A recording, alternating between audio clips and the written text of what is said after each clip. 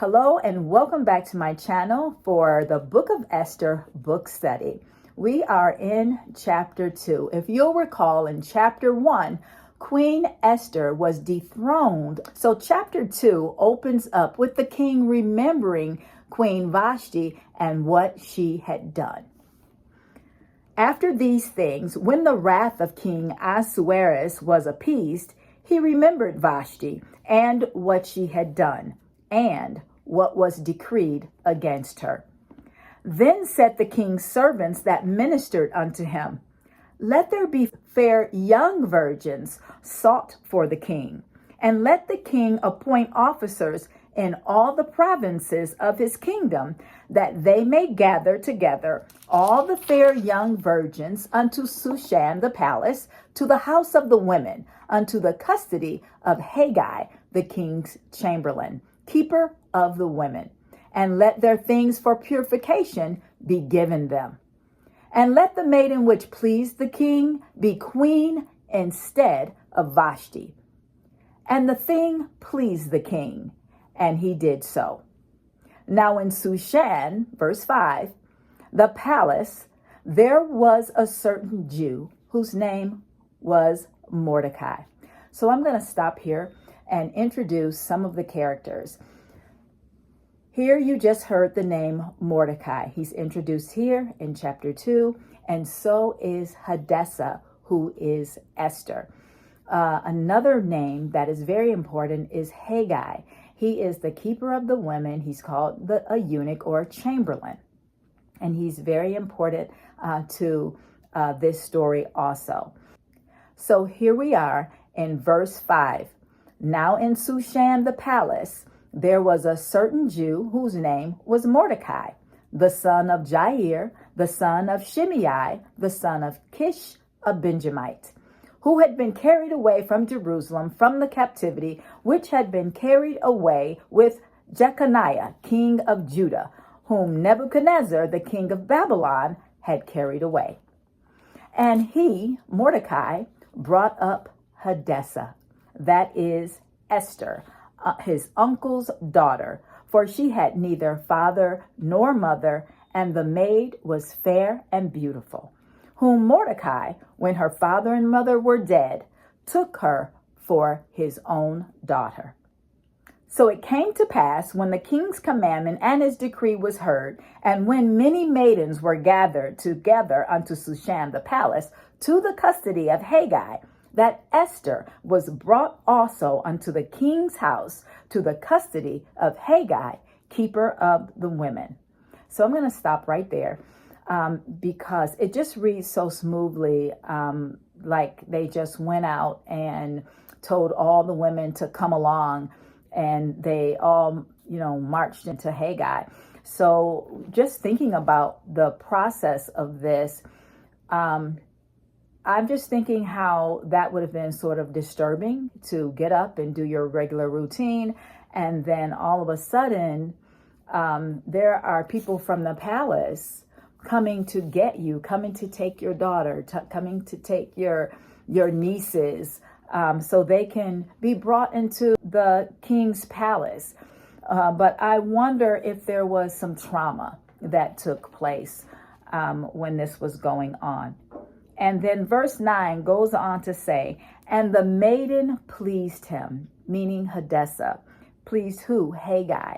And the maiden pleased him, and she obtained kindness of him. And he speedily gave her things for purification, with such things as belonged to her, and 7 maidens, which were meet to be given her out of the king's house. And he preferred her and her maids unto the best place of the house of the women.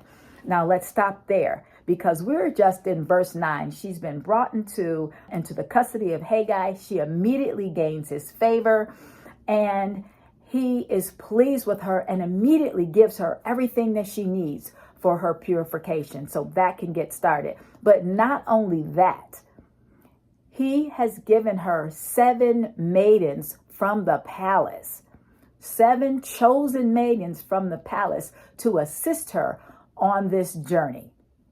And not only did he give her the 7 maidens chosen from the palace, he gave them the best place in the house to live in. So we can see that her favor started off very, very quickly. Verse 10, Esther had not showed her people nor her kindred, for Mordecai had charged her that she should not show it. So in other words, she did not reveal that she was a Jewish person. And Mordecai walked every day before the court of the women's house to know how Esther did and what should become of her. She has been taken from him.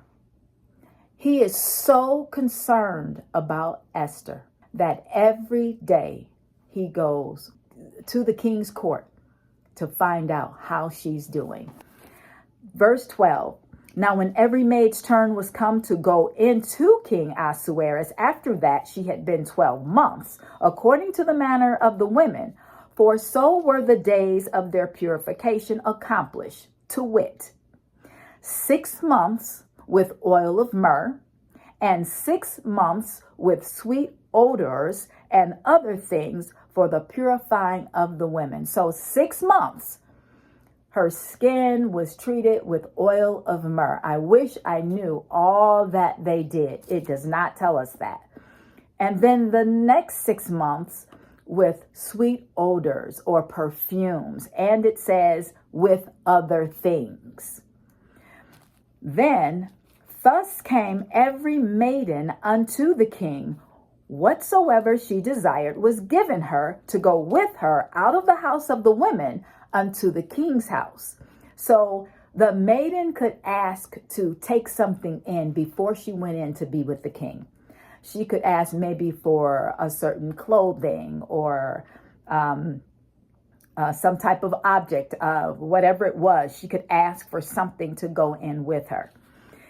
Verse 14 says, in the evening she went, and on the morrow she returned into the second house of the women to the custody of Shaashgaz, the king's chamberlain, and he kept the concubines. She came in unto the king no more, except the king delighted in her, and that she were called by name. Verse 15.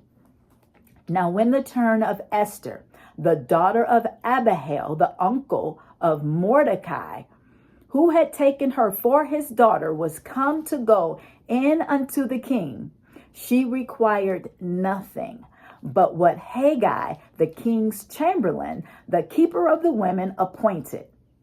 And Esther obtained favor in the sight of all them that looked upon her. Now, I wanted to stop there. Esther did not make any choices. Now, I don't know if she was wise or she just didn't know what to do and was very dependent. But it was wise to depend on the person who would know the king best.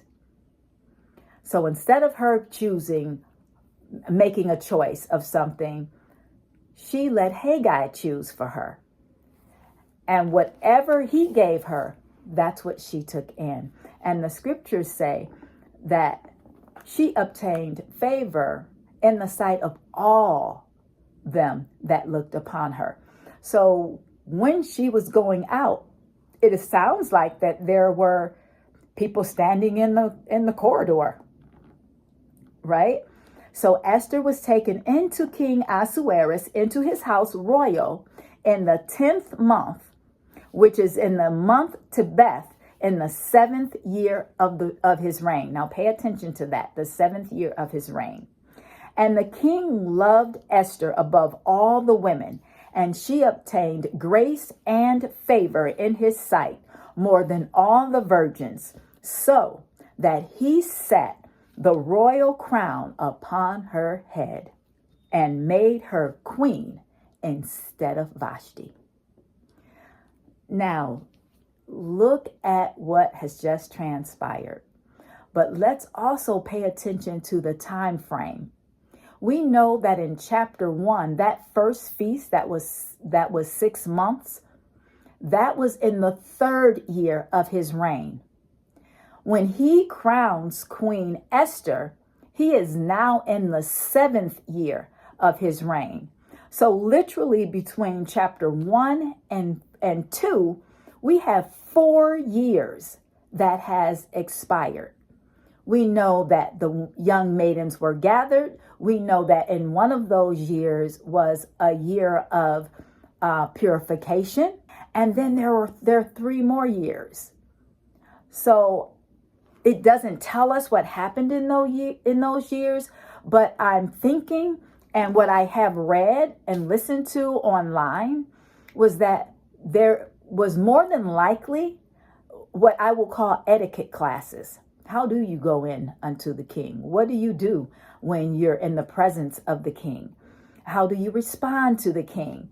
Perhaps there was a lot of training that went on, but we know indeed there were 4 years before before Queen Esther was crowned. Verse 18 says, "Then the king made a great feast unto all his princes and his servants, even Esther's feast. And he made a release to the provinces and gave gifts according to the state of the king." And here we are again with that phrase, the state of the king. He's generous. He's being generous again. It says he made a release to the provinces. Now, when I looked that up, it actually said that this was more than likely he relieved them of their taxes for a period of time, and he gave gifts to them. So again, it demonstrates his generosity and his wealth. "And when the virgins were gathered together the second time, then Mordecai sat in the king's gate." Verse 20, "Esther had not yet showed her kindred nor her people." Now remember, she's now queen, married to the king. "Esther had not yet shown her kindred nor her people, as Mordecai had charged her. For Esther did the commandment of Mordecai, like as when she was brought up with him." So this, even though Esther is married to the king, she still shows loyalty and obedience to Mordecai, her cousin.